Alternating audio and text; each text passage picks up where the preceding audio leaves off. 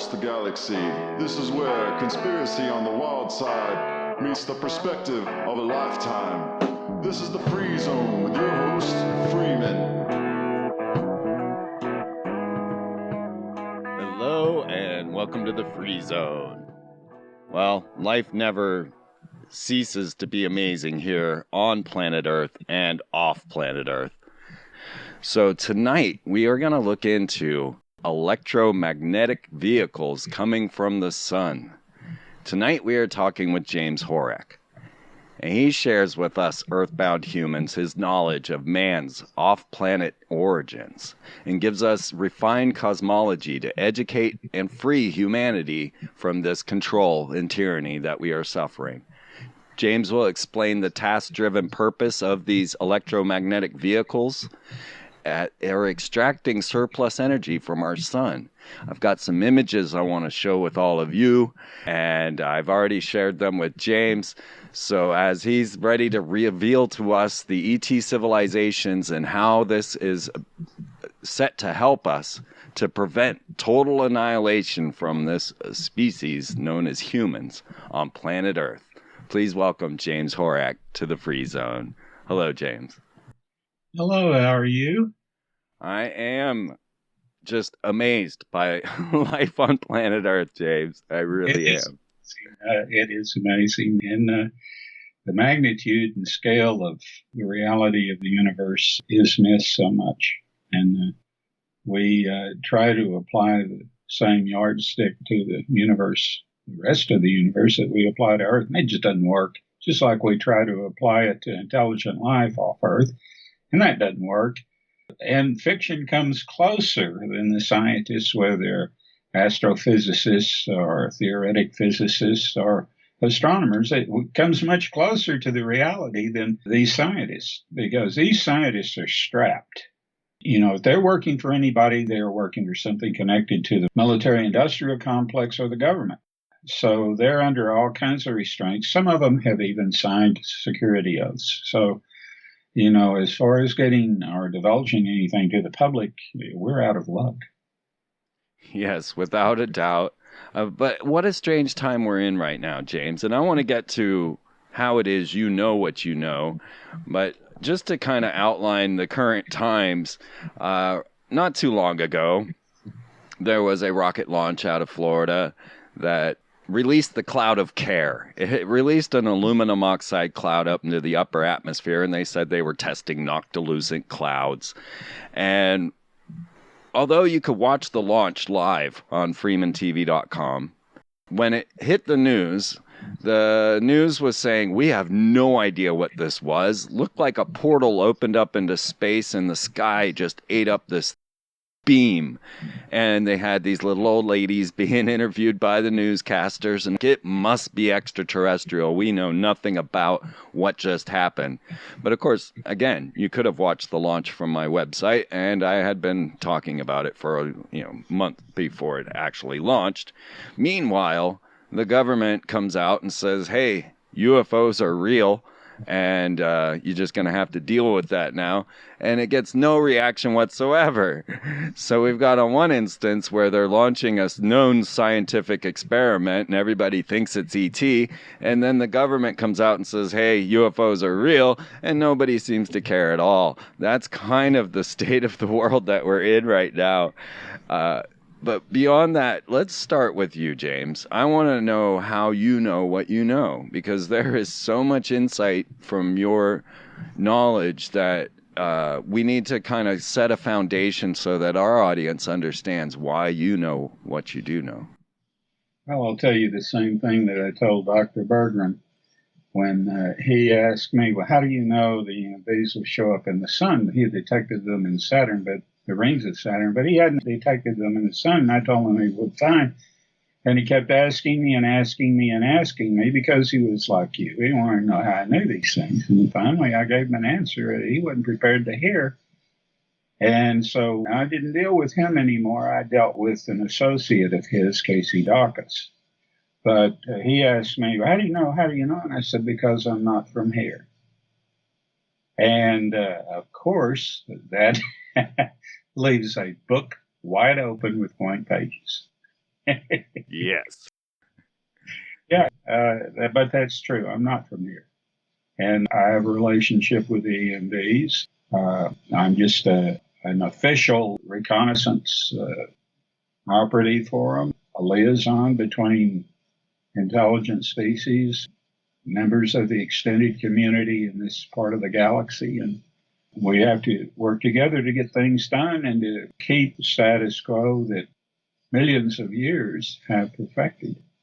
So did you choose to incarnate in a human body here on planet Earth, or have you done this over and over again? I'm very interested in the way that humans here look at reincarnation and walk-ins and that sort of thing. It's something similar that we can do things at a genetic level, including people here on Earth. We can do things at a genetic level that are not revealed. And how broad and extensive that can be, you can send messages on light waves. You can send entire volumes and archives and so forth on changes that light makes on various surfaces. I mean, there's even people that claim that they can find records of ancient civilizations that have existed long before there's any written record that continues in the future or in the present on rocks, because they've been touched by this light that comes from sources that have the ability to send those messages by light and use various objects that light hits in order to record them. And the first gentleman that I came across that realized that wanted me to send him this tablet that I have. It's a baked clay tablet with an asymmetrical inscription on it. It's one of the few artifacts that I still keep in the way of anomaly, that because I found it myself. But it's got carbon oxide on it because it was fired. And it can be dated from that time it was fired until now.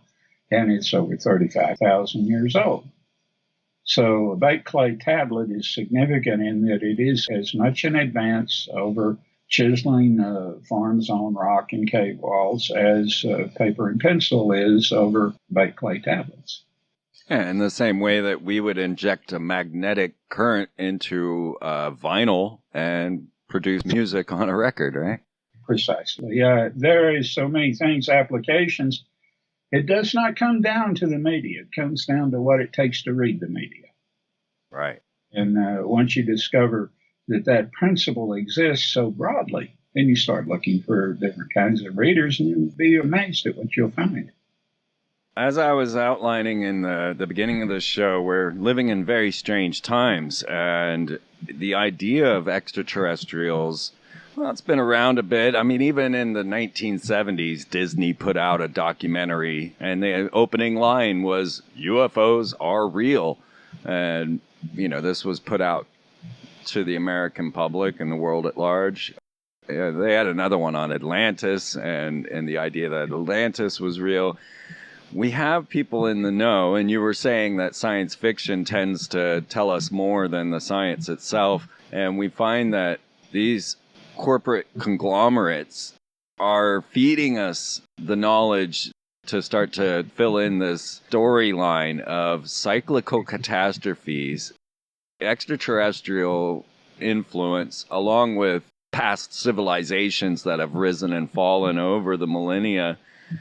This idea of knowing that aliens exist, that knowing that our cosmos is so large and that there are humans all over and that there are different types of extraterrestrial life, really would open so much for humanity, because we basically live in a zoo and don't know it.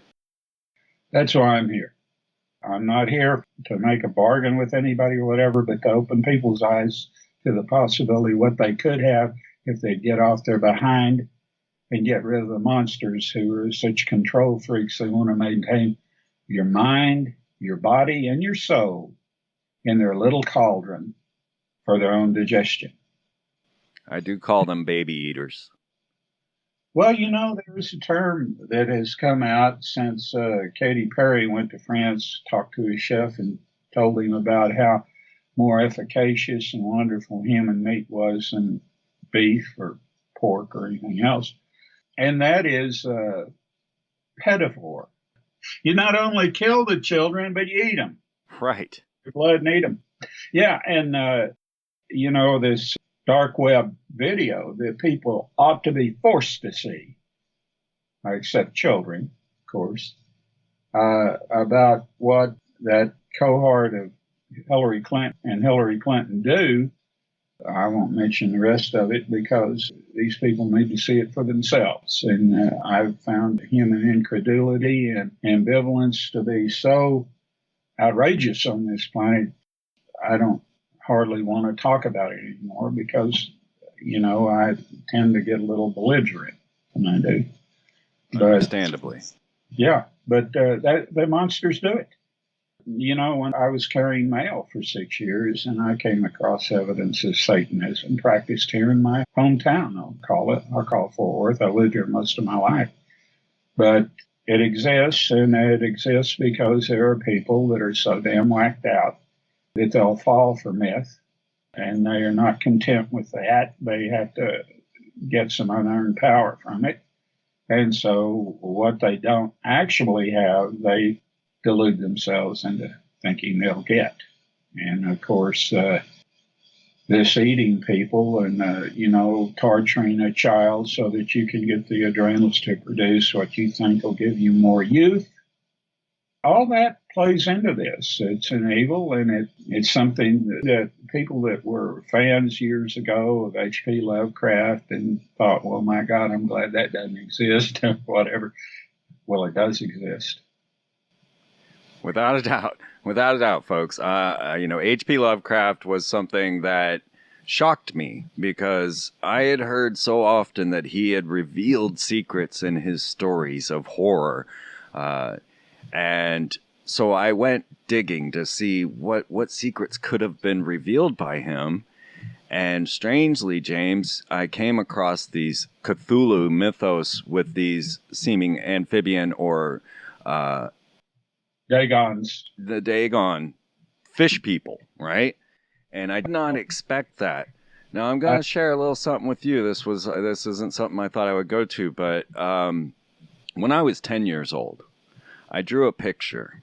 And I, too, James, and I don't know what you will think about this, but I don't feel like I'm from here. I never have. And when I was 10 years old, I drew this image that showed the space shuttles fighting a flying serpent. Basically, in my mind, they were at war. And in between was what I thought was a spiral galaxy. Now, I still have this picture. I won an award in the art thing, and at 10 years old, 1977, give you my date there. Before Star Wars came out, I drew this image. Well, it turns out that on the space shuttles, I had put the symbol that the Dogon, who also seemed to have communicated with fish beings that they called the repulsive abomination that came up out of the water to teach them all about life on Sirius. I had the Dogon's ancient symbol for Sirius on each of those space shuttles. And I remember drawing it and thinking, well, why did I put that? That's not a very cool symbol. But what really blew my mind was 18 years later, I was reading The Sirius Mystery. And this is an amazing book that even Isaac Asimov said was the most amazing book he'd ever read. There's not a single error in it. It spoke of these... sorry, I got lost in my own thought there. Because I was reading through it, and it showed that Dogon symbol for Sirius. And all of a sudden, I realized that was the same symbol that was on all of my space shuttles. And of course, I know that the space missions are all backed by Freemason organization and that they worship Sirius. The Egyptians, the Mayans, they all worship Sirius. And then on the other side, this winged serpent. I had never heard of a dragon race or reptilians in 1977. It wasn't a thing. I don't know what I was drawing. And in between those, I had what I thought was a spiral galaxy, which actually turned out to define hyperdimensional physics, as shown by other researchers like David Sereda. But then that very thing that I drew in the middle of this battle between the reptilians and NASA was actually the craft that was filmed by the Columbia Space Shuttle during the tether experiment. So all that put together, I suddenly found myself at 10 years old outlining what seemed to be galactic history that I didn't understand until 18 years later when I started doing my deeper research into these topics. Anything you got to say about all of that? We have to be careful. We try to understand things that have been appreciated through the eyes of ancient civilizations that hadn't the technology to just stay away from their own myths and trying to explicate a phenomena that they've observed. It's kind of like how a UFO was looked upon by people 2,000 years ago as a giant wheel, and so that they would see rims in it like they would in a wagon wheel, because that's how they represented the wheel when there were no rails in a UFO of any kind. And so when they see the dragon or they see something that resembles a dragon, it goes back to the myth of the dragon. There was at one time on Earth something very similar to what you might define as a dragon, but it's been seen and myths have been created out of it all over the earth. The Japanese dragon has so many toes, and the Chinese dragon has so many toes, and all that. And they're all different because people throw in their ethnocentricity into interpreting these things too. So what appears to be a flying serpent in Aztec, Inca, and Mayan cultures, probably relates more to what a being from elsewhere was wearing than his actual modus operandi in moving from one place to another. But these things are signs of power. They're signs of what we don't know, but we have to recognize because it's so powerful. And of course, the Inca developed a bloodthirst out of that, but didn't exploit it like the Mayan and the Aztec. And the reason why is that the Inca developed a way of sustaining their civilization or their culture with grain elevators, which the Maya and the Aztec didn't have. So when you had this surplus people that you couldn't feed, what do? You feed on them. Right. Yeah. They could have built in a better place. And of course, this even brings that dragon thing into the motif even more, because anytime you see this tendency, and of course, H.P. Lovecraft would have brought it out if you'd thought about it, but he didn't. It even brings it out more because we expect reptiles to be predatory. They will eat their own species. And so we expect that of them. And so we use that as emblematic of guilt justification for ridding ourselves of our guilt by sublimating it. And of course, that was behind what was purported to be related to Quetzalcoatl, as was purported to be representative of the elongated head pharaohs, and on and on and on. That they were really reptilians, that, the BS about the Anunnakis, they have their love of gold, and that's why we communicate gold with everything else, and they are only on Earth to exploit it for gold or whatever. That could have related very well to the Rothschilds, but not to a fantastic group of 7-footers that raided planets for their gold. Do believe that these elites, if we can call them that, keep their bloodline pure for the genetic memory that it contains, and so that they can kind of tap into the ether of that field of their particular, well, we'll call them baby eater reptilian bloodlines. This to me seems a reason for, say, the Rothschilds and others to just keep their bloodline pure, is some sort of connection, because we know. Go ahead. That, again, is sublimation of caste.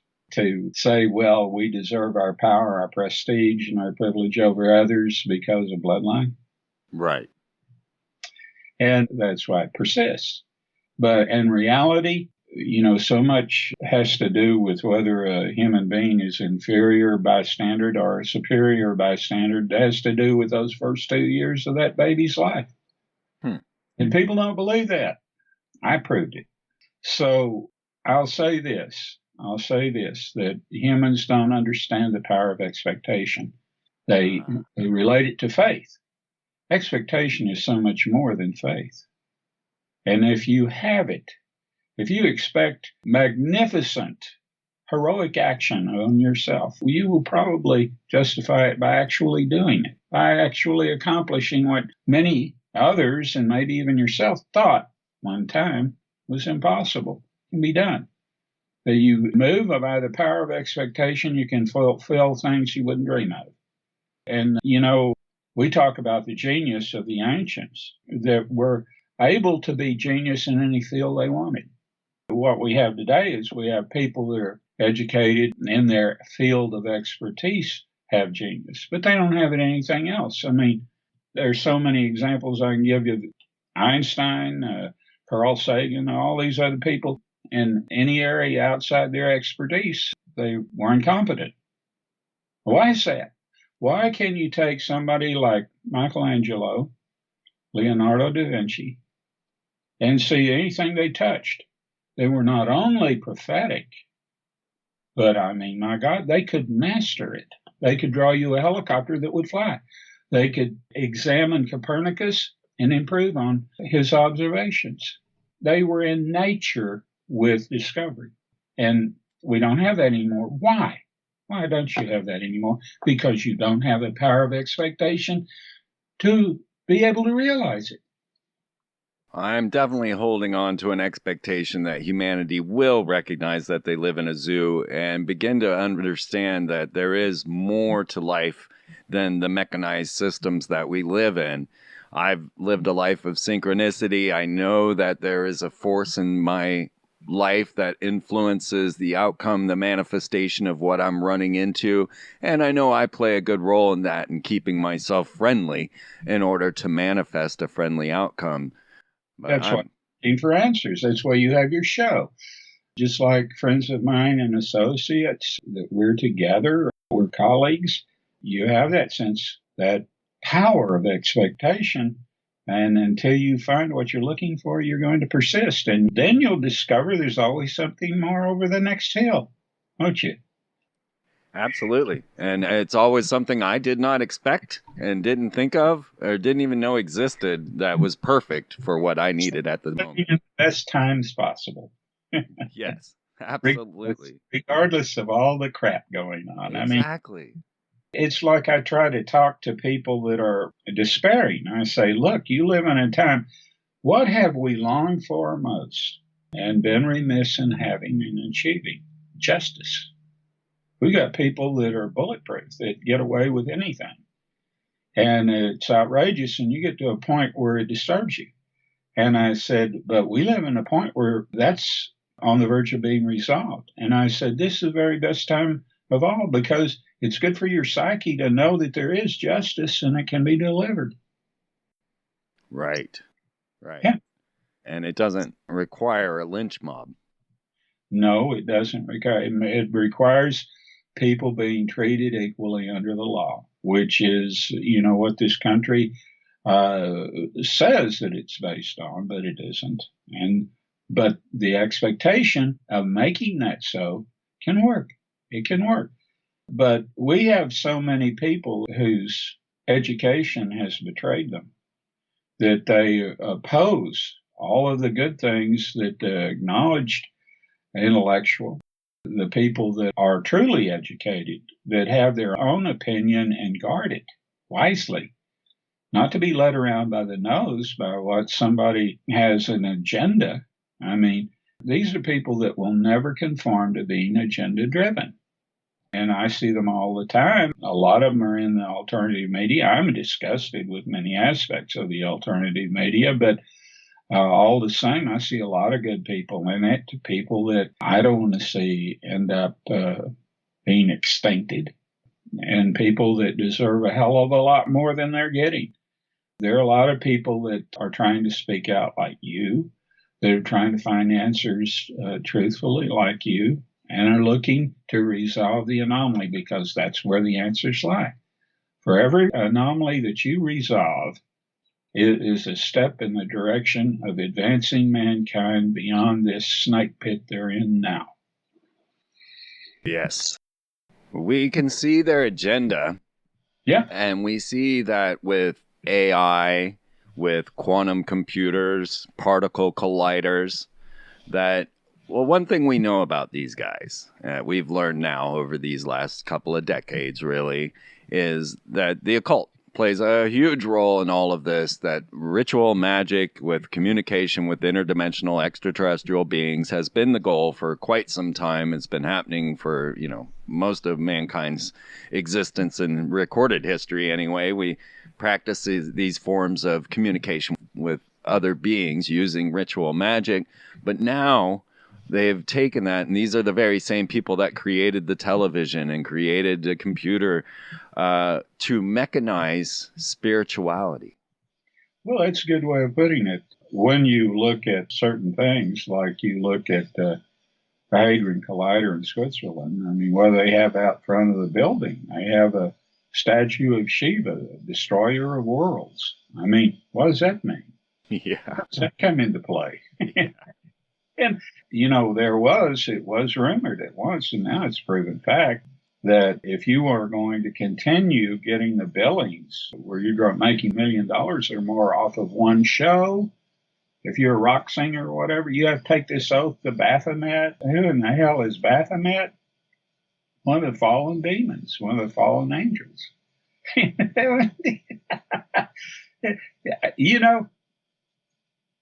They make a demon, or they make a god out of a demon. Demon being a mythological thing, but they make a god out of it, and because it suits them, because they don't mean well against other people, so what do they have to do? Sublimate evil. That's what they do, and eventually they buy into their own poop. Can I say poop on mine? Sure thing. You can say anything you want there, James. But they do. They buy into it themselves. And, you have some of these monsters that actually believe it.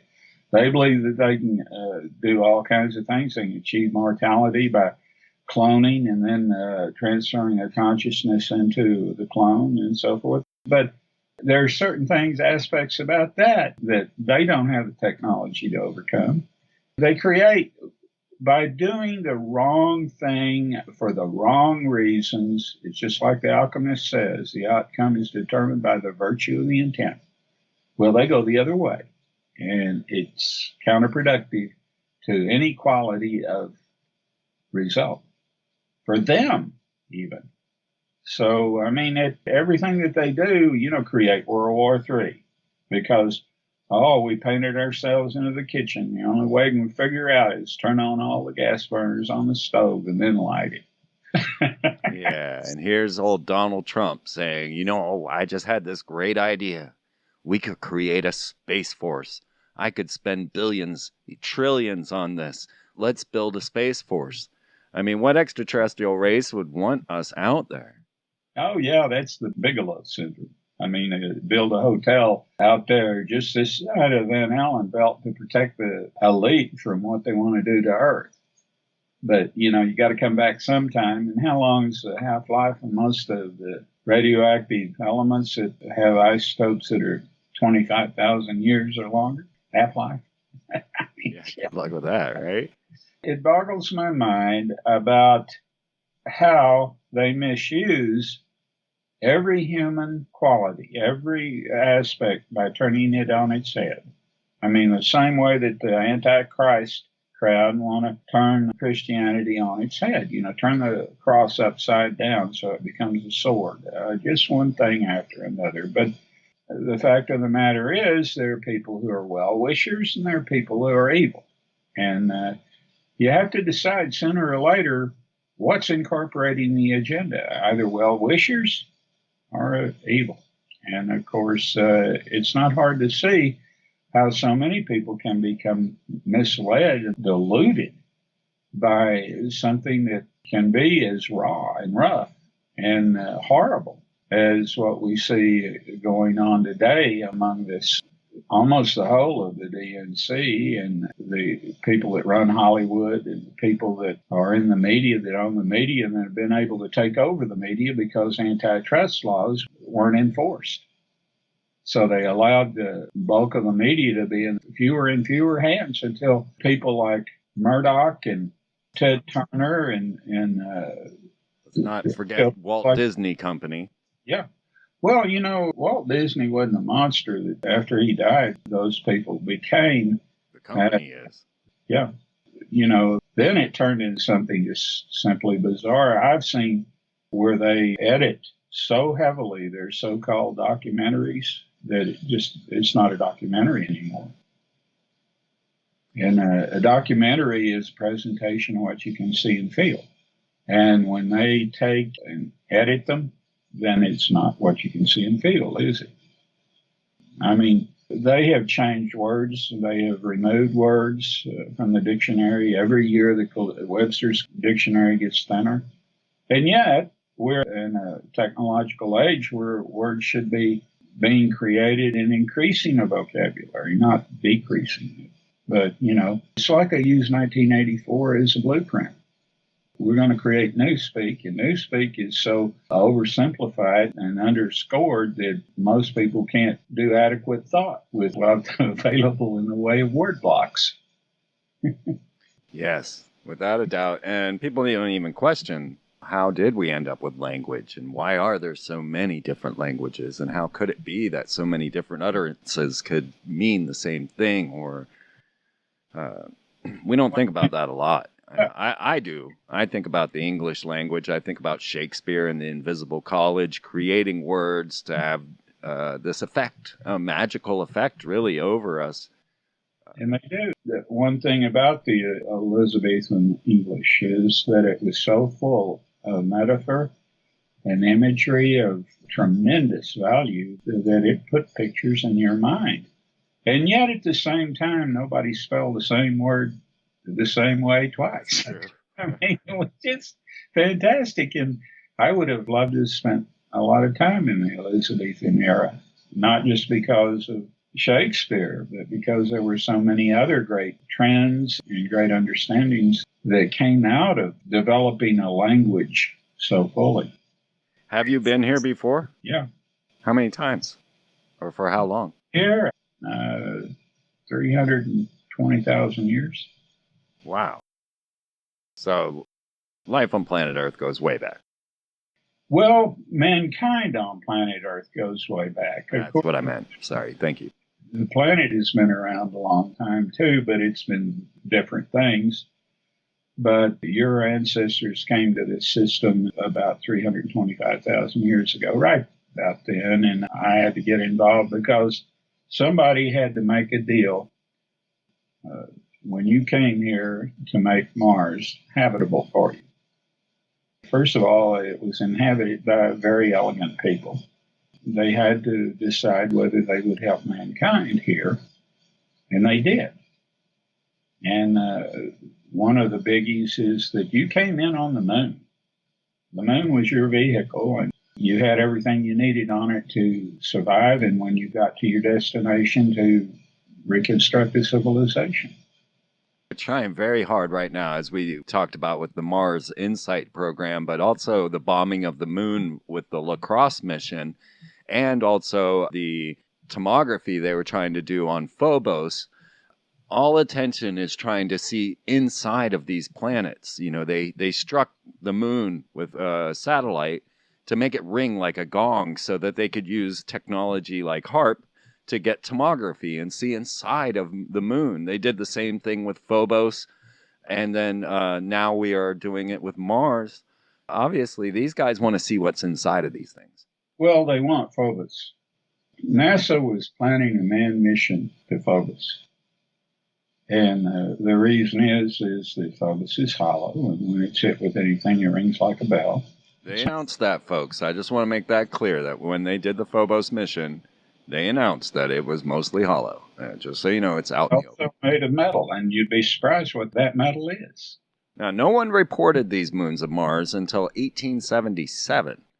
Yeah. And then suddenly they were there. No one ever mentioned moons of Mars. It had never been historically. The closest you got was Gulliver's Travels that mentioned a moon of Mars. But of course, that was a work of fiction long before. But 1877, all of a sudden, there's two moons on Mars, Phobos and Deimos, fear and panic. And they are now seen by everyone, reported by everyone, but until 1877, did not seem to exist. Oh, they have discovered a lot of things and kept it secret. And the first science fiction goes back to Sirius Mystery, who wrote From Earth to the Moon. Right. And he was an extraordinary guy. Extraordinary. He did have a big nose. He was also the finest swordsman in France. But he was also one of the most remarkable men I think that's ever lived. But He seemed to know what it would be like to travel to the moon. Well, I mean, in some ways, I mean, from that time period. yeah. Well, it was he was a little bit behind what was coming up later in understanding all the aspects of traveling in space. I kind of interrupted you, though. I did not want to lose the topic of Phobos real quick, because there have been so many missions to Phobos. There have been, numerous Russian, numerous American, and they've all been lost.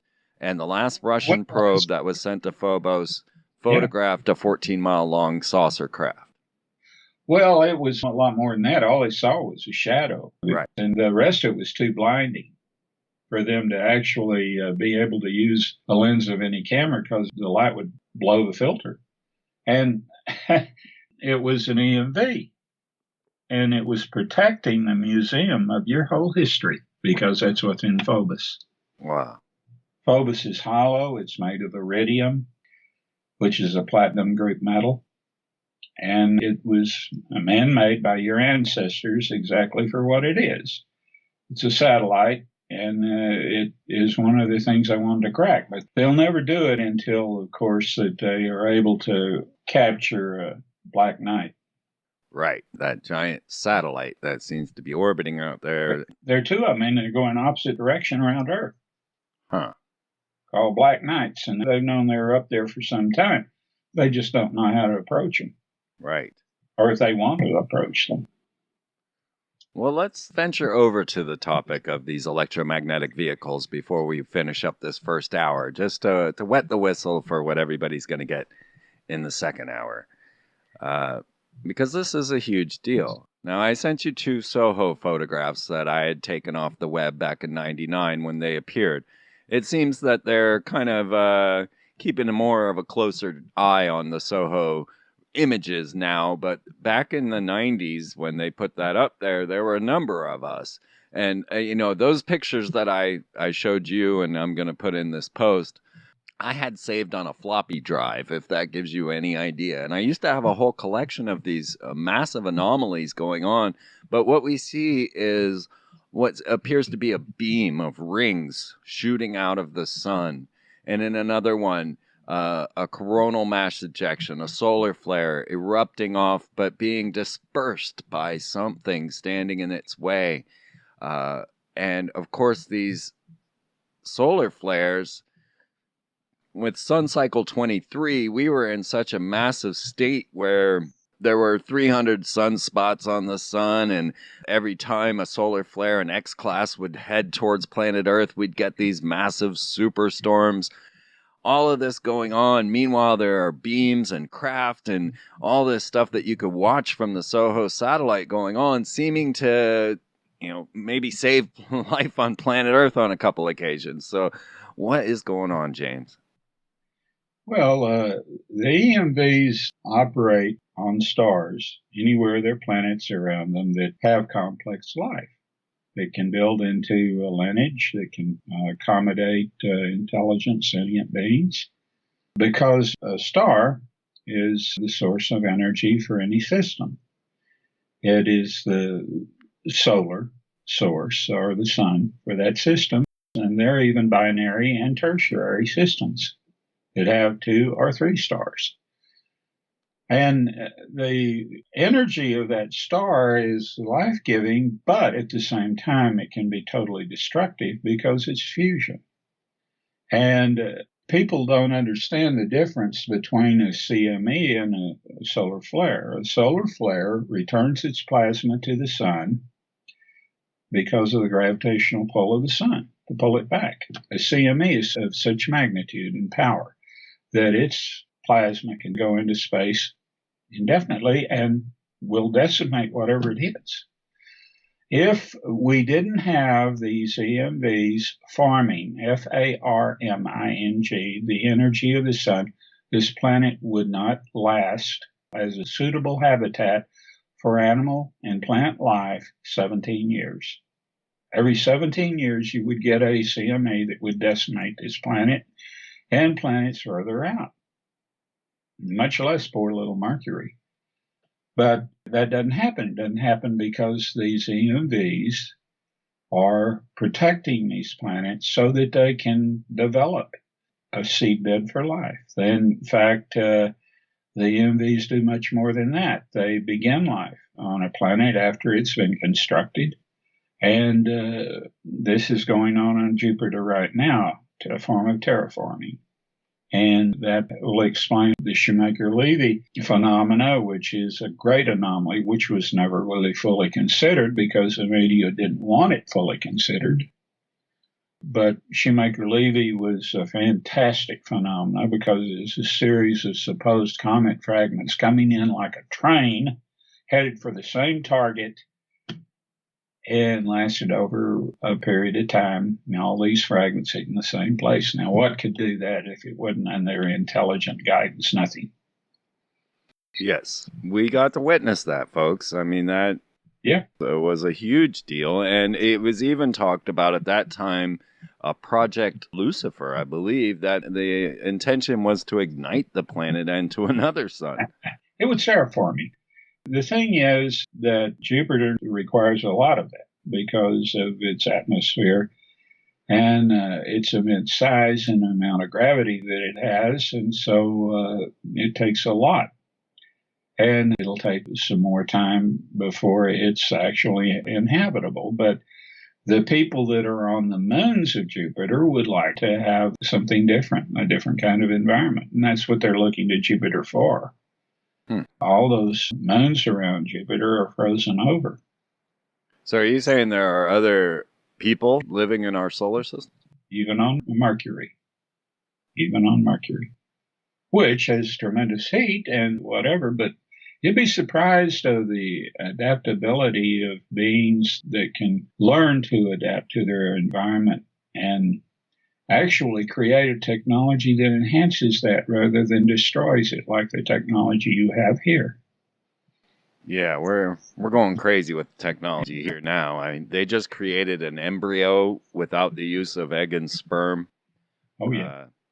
What kind of madness is that? I mean, at one time there was a big discussion over the ethics of crossbreeding a gorilla and a human. Right. You know, nobody should even be discussing that. That's so disgusting. We've already got human sheep hybrids, human cow hybrids, and human pig hybrids that are being used to grow human body parts. Yeah, people that do that, have any part in doing that, don't belong here. Yeah, you got to wonder where they're from. And nowhere else would they want to go or would want to have them. These are people with a wasted life. These are people with a wasted purpose. These are people that'll do anything for money. These are people that are no good for their children, no good for their future, no good for anything. They are moral imbeciles. The same way I feel about serial killers. People that have such big problems that the state ends up funding them in prisons and so forth, when really the best thing to do is to put them all on one island and let them kill each other. There you go. I always think of Atlas Shrugged, Ayn Rand's book, and imagine what would happen if, like, the Queen and all of them, or even the movie where they all were getting into those craft to survive the coming global superstorm. And, oh my God, can you imagine, like, all those people trying to live together, the Queen and all these aristocrats, and trying to, what a nightmare that would be. Let them go, let them go live together. That would be the worst punishment we could possibly give them. There are a lot of their engineers and scientists that hate them just as much as we do. And I mean hate. I mean, how can you not hate somebody that'll torture children, drink their blood, and eat their pancreas or whatever they do, adrenals? If we don't learn to dispose of threats to our children, then we are not worthy of surviving. So much of what you say reminds me of Battlestar Galactica, but I'm going to save that for the second hour. because I have a feeling you probably haven't watched it. Oh, I have. Oh, have you? I have. All right. I Well, love. I still want to save that for the second hour. I wanted to get to your book, Siege in the Davis Mountains, because we're down to the last 8 minutes here. All right. And I wanted to make sure the people were aware of your book, Siege in the Davis Mountains. And I wanted you to explain the impetus for writing this book. I was in a VA hospital, and I was watching Donald Trump's bid for winning the nomination of the Republican Party, and I said, well, that might happen. If that happens, then he's going to come up against the DNC, and the DNC is the most rotten machine on earth. And so I said, if people only knew what the Clintons tried to do before 2000, what they tried to do 3 times. And since I lived it, since I had something to do with stopping it, I felt like I had an obligation to reveal things nobody else would realize, even today. Even today. I mean, they won't discuss it, and I'm talking about the alternative media as much as anybody. They won't touch it. What thing did they do 3 times? Well, the first time, the G7 was going to meet in Amsterdam. And I knew about a plan to start riots, to also start these riots, and that they would coordinate them with riots elsewhere and try to get a worldwide martial law declared. They were going to create this in the hopes that they could push it worldwide. So what I did is I said, well, if it happens, I put out a prophecy that I knew they couldn't afford to come true, because it would give me so much. At the time, I was a lot more in the public eye than I am now.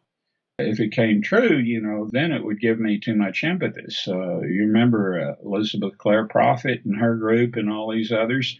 They wanted to make me one of the ascendant ones because of I gave it out as a warning to the people of South America that if this was done, there'd be an indication of what the CMEs, under direction of EMVs, could do. I would hit the earth with a CME, the likes of which was never occurred in recorded history, that would hit South America, and I gave a warning to the people of South America not to go out and not even think of going outside a specific date. And so they canceled the conference. And then the next one, well, I'm going to tell you about the siege in the Davis Mountains. There was another one, but then I'll tell you about that later, or if we have time or whatever. But the siege in the Davis Mountains was the last attempt of the Clintons to put their fat behinds in the White House indefinitely with martial law. And in the book, I was right in the middle of it. My ex-wife and her paramour, who had one time been a friend of mine, got together and they renegaded a faction of the Republic of Texas, which was kind of a movement that had begun on the basis of seceding Texas from the Union in order to win back state sovereignty from national encroachments, because we had so much corruption at the time, and we had the first talk of these house-to-house search and seizures. Bo Gritz was coming out. All of these things, this was what was devised, covert black ops, to combat all this. And also steal money from the state treasury of Texas, steal money for covert black ops and for the Zionists in Israel, which it did. But it didn't create the martial law, because the conflagration that they wanted to create with this siege didn't happen, partly because I warned militia all over the country about what the leader of this movement, Rick McLaren, was, that he wasn't what he was expounding himself to be, and that is anti-New World Order, because he appealed to the United Nations to resolve the issue of secession of Texas from the Union. And the United Nations, every militia group in the country knew, was a center of the New World Order. So that all I had to do was point that out. And when they started the conflagration, after they had set up the theft of all that money and everything else by printing phony treasury warrants they sold to Israel, then they tried to start the conflagration with the siege. Nobody would come. And he had radio contact outside, which, if it had been legitimate, and the feds were involved in this. They just didn't take over jurisdiction. They didn't take over jurisdiction because of me. Because it came out to my place twice to see, since I had been married to Evelyn, who was the paramour of Rick McLaren, if I could help amend it peacefully. Because there were some people in the FBI and the State Department and Texas Rangers and so forth that were legitimate concern. And so they came out twice to see me. And I told them what was really going on. And they couldn't believe it, that what it was set up to do, everything. I gave them my file on McLaren, which was the size of a Bible, and a bunch of other stuff. So later on, when I wanted my FBI file, they claimed they didn't have one on me. That's when I knew that I would be minimalized, and that book that I was writing would never be available in the United States until either Hillary Clinton lost the election and somebody else came along, or whatever. And indeed, Amazon.com would not sell the book in this country. They would sell it in England, but they wouldn't sell it to anybody from this country, and they specified that on Amazon.com. So on and on and on. So I doubt if there's been 1,000 people read that book. Right. It's had some favorable reviews by people that know me, but they're about the only ones that touch it because nobody knows anything about it. But right. It's like anything else you'll ever read, I guarantee you. And I lived all this. It's right in the middle of it. And so I wrote that book to bring people up to snuff in the hopes that it would improve Donald Trump's chances of winning against Hillary Clinton. Maybe it did, because I know that people in the intelligence community read it, because they have readers. The CIA and FBI both have readers, and they come in, they read stuff, and then they report it to their superiors. Hey, we don't want this published, or we don't want this promoted, or we don't, whatever. But somewhere up the line, it could have made a difference. And I knew that. I knew what was going to happen because I know about readers. Right. And when I was talking about the crash in Aurora, Texas, that happened back in the 1890s, I had a CIA reader who was a researcher too, send me emails and stuff, and gave me his CIA identity number to trade information with me on what I knew about that crash. And he would give me information. And so I touched on a topic whenever I gave him information that I had on the Aurora crash and what happened to the body of the ET, which they lied about.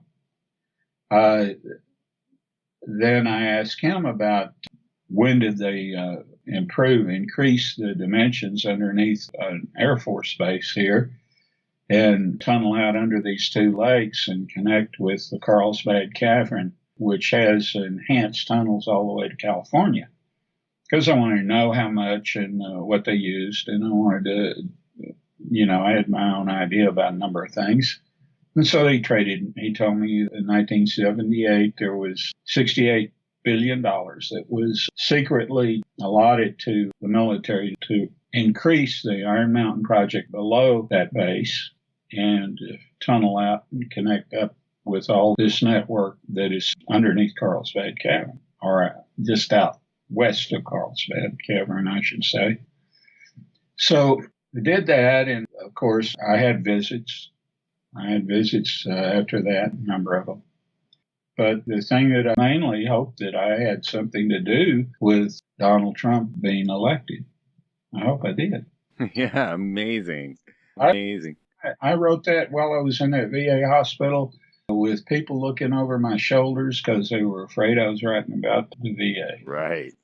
I mean, they even put one of the patients up to saying that I had threatened suicide so they could throw me in a closed ward. And I got over in the closed ward, and they give me these tests, and the social worker and the doctor both said, my God, you're more stable and able than we are. Gave me all these tests, and they said, we'll discharge you right now if you got a place to go. Yeah. And they knew that what was going on. The Dallas VAH has a facility on campus called a CLC. and it is a nursing home, VA nursing home. That's where they stuck me for recovery from the surgery I had done on my foot when I fell out of the tree. And so they were so concerned when I wrote this article about what was going on in the VA, that I thought that book was going to be a real expose. And it wasn't, not a word about the VA in that book. And so he told them that, so they'd throw me in the clothes ward. And of course, I'd finished the book by then, but they didn't know it. And so I had friends that cleaned it up and that helped make it publishable, and had a friend that came from Germany twice and stayed with me until his visa expired each time to help me when I came home. And very valuable. And he did a lot. He also made a lot of videos that we put on YouTube and so forth. He does an excellent job. He's done a great deal for me. So that is so good to know. And folks, realize James Horak may be from elsewhere, but he's right here with us in these trenches. That's and right. I think you are. And I think say, when are you going to leave? And I say, I'm here until the end. They're very good. I mean, anyone on your planet or wherever it is certainly would have thought you were crazy for coming here. I would have to salute you just for the courage of. You've got ETs around here on this planet. You got the blondes. Oh, I believe it. And we're going to pick this up, folks, on the other side, getting deeper into these different extraterrestrial races, kind of get more into James's story and look at what these future technologies of mechanized spirituality are doing. So I hope you all will come on over to FreemanTV.com and subscribe to get the extra bonus hour and get digging in deep to these 13 years of archives that I have now on FreemanTV.com. I've suddenly realized, James, that I've been speaking for 13 years now, and so there's people out there that actually grew up listening to me, and that's just a mind blower. Isn't it? Folks, isn't it? I mean, it's a good thing. I can't think of anything better. Thank you. Folks, if you want to get James Horak's book and all the information, videos, and everything that he is putting out, it is the website EMVS, Electromagnetic Vehicle S info. So emvsinfo.blogspot.com. And of course, it'll be linked right here to the post for all of you to get over there, and the book as well, because there are so many levels and layers to James. We can, you can delve deep into the political spectrum, understanding the mechanizations of these horrific baby eaters, or even the interchange that we are having with extraterrestrial entities, not to mention what we're going to get deeper into in the second hour, these electromagnetic vehicles, which aren't vehicles at all. We're going to learn more about what they are, what they're doing, how long this has been going on, and how that works. And, of course, time travel and much more coming up in the second hour. So please get on over to FreemanTV.com and subscribe to get all of this, and get over to emvsinfo.blogspot.com to check out James Horak's work. Thank you all so much, and keep your expectations up, folks, because believe James when he tells you the power of expectation is everything. And we will see you all next week.